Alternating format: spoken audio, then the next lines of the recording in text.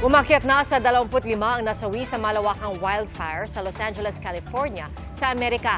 At sa gitna po ng pinagdaraanang sakuna, nanaig ang diwa ng bayanihan sa mga kababayan nating apektado nito. Ating saksihan. Please, God, save us. Save our house. Please.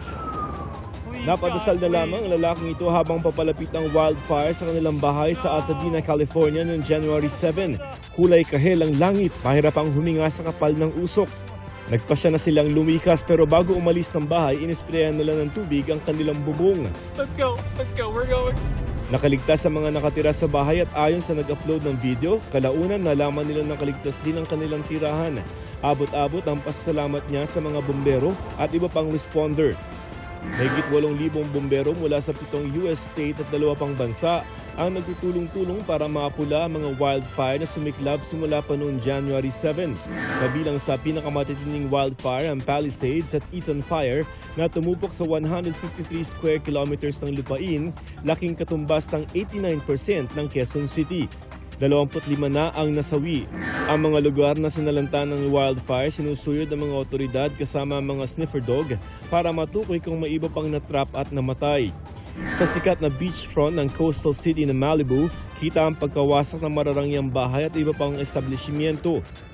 Ang ilang komunidad na hindi pa inaabot ng wildfire na kulay pink dahil sa ibinuhos doong fire retardant para mapabagal ang pagkalat ng apoy. Sa gitna ng sakuna, buhay ang diwa ng bayanihan. Kabilang sa nangunguna sa pagtulong ang ilang miyembro ng Filipino community. Gaya ni Madeline Arenas na tumutulong na sa evacuation center noong unang araw pa lamang ng sunog.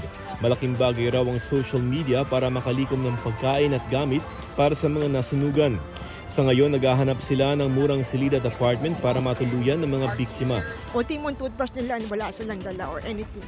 Tutulungan din natin sila magbigay ng mga Filipino hot meals. Sabi nila, kailangan namin ng kanin. So yun, every day may mga nagtutok ang mga Filipino na nagbibigay ng mga hot meals.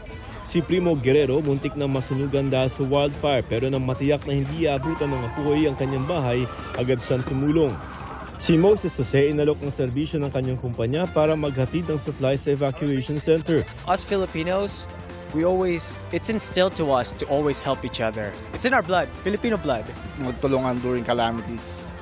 And it's like a natural thing, or probably a nurture thing. 2 simbahan din na pinamumunuan ng mga Pilipinong pari ang nagbukas para sa evacuees. Para sa GMA Integrated News, Joseph Morong, ang inyong saksi.